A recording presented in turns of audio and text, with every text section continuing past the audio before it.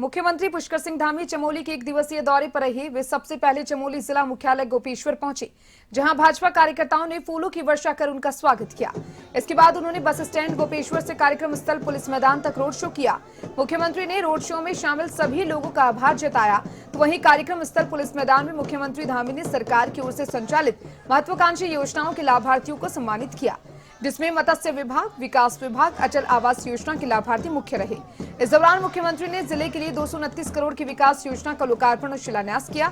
और इस दौरान मुख्यमंत्री पुष्कर सिंह धामी ने संबोधित करते हुए कहा कि केंद्र और राज्य सरकार लगातार स्वरोजगार, महिला सशक्तिकरण पर काम कर रही है, जिसका नतीजा ये है कि आज देश भर में करोड़ों महिलाएं स्वरोजगार के क्षेत्र में काम करके लखपति दीदी बन रही हैं।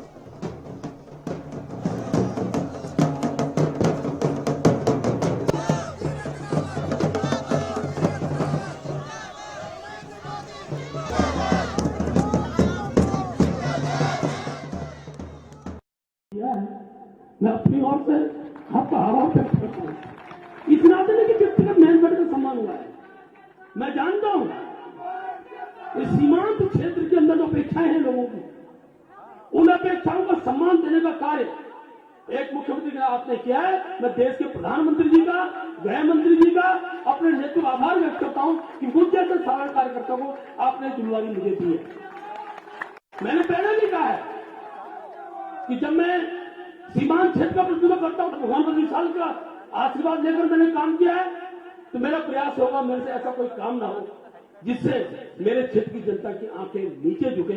मेरा पूरा प्रयास रहेगा, जितनी मेरी सामर्थ्य है उस सामर्थ्य से आपके साथ खड़ा रहूं। मित्रों, लाभार्थी सम्मेलन की जो चर्चा होती है, एक बात मैं सबसे कहता हूं, भारत में उसका ऐसा कोई नागरिक नहीं है जिसको मोदी जी ने कोई न कोई। तो मैंने तो दौर भी देखा है जब हम लोग सब घरों के अंदर कैद थे और ये प्रशासन हमारा पूरी तरह लगा था, घर घर में राशन पहुंचाने का काम कर रहा था, गरीब कल्याण योजना के तहत। और आज जो योजना चल रही है, इस आधार पर पूरे भारत विश्व का नंबर 1 देश और सर्वमान्य प्रधानमंत्री नेता कहलाने लग गया। लेकिन गाड़ी यही नहीं रुकती, गाड़ी और आगे बढ़ती है। 75 वर्ष देश की आजादी के मनाए हम लोगों ने, लेकिन उससे आगे प्रधानमंत्री मोदी सोचते हैं। पहले कभी नेता आता था तो आपको झुटला करके अपनी सत्ता हासिल करता था, अपने मौज मस्ती करता था, समाज की चिंता नहीं करता था, देश भूल जाता था, समाज भूल जाता था। लेकिन देश का प्रधानमंत्री रात दिन लगा है तो समाज के लिए लगा, देश के लिए लगा है कि देश परम वैभव की ओर बढ़े। तो वही आने वाला 100 वर्ष आजादी का जब हम 2047 का जश्न मनाएंगे तो अपनी संस्कृति होगा, अपना कल्चर होगा, अपना कानून होगा, गुलामी का कानून समाप्त हो जाएगा, भारत का कानून होगा और वसुधैव कुटुंबकम पूरे विश्व की चिंता करने वाला यह भारत बनेगा और पूरा दुनिया भारत के पीछे खड़ी होगी, चलेगी। यह प्रधानमंत्री देश का कर रहे हैं। उस वक्त जहां भी हम गए, हजारों हजार की संख्या में आकर हमारी माताओं बहनों ने, नौजवानों ने, बड़े बुजुर्गों ने हमको आशीर्वाद दिया। ये इसका एक तरह से प्रत्यक्ष को प्रमाण की कोई आवश्यकता नहीं होती है। मैं देख रहा हूं हमारी माताएं बहनें हमारे काम को किस तरह से आगे बढ़ा रही हैं, किस तरह से हमारे प्रधानमंत्री जी का जो विजन है कि भारत देश का रहने वाला गरीब, समाज के अंतिम छोर में रहने वाला, जिसको सुविधाएं नहीं मिल रही है, जिसको शासन की सहायता नहीं मिल रही है, सरकार की सहायता नहीं मिल रही है, उसको योजनाएं मिलने का काम प्रारंभ हो गया है।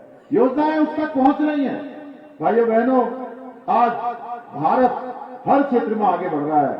अगर पिछले 10 सालों की हम बात करेंगे तो स्वास्थ्य से लेकर शिक्षा, निःशुल्क खाद्यान्न से लेकर बिना किसी शुल्क के इलाज की व्यवस्था हो, किसानों के विकास से लेकर गरीबों के आवास हो, या सेना के आधुनिकीकरण से लेकर सीमाओं की सुरक्षा हो, प्रत्येक नागरिक को वैक्सीन पहुंचाने के लिए, वैक्सीन पहुंचाने से लेकर हथियार और मोबाइल उत्पादन के क्षेत्र में आज अभूतपूर्व तरीके से देश के अंदर काम हो रहा है।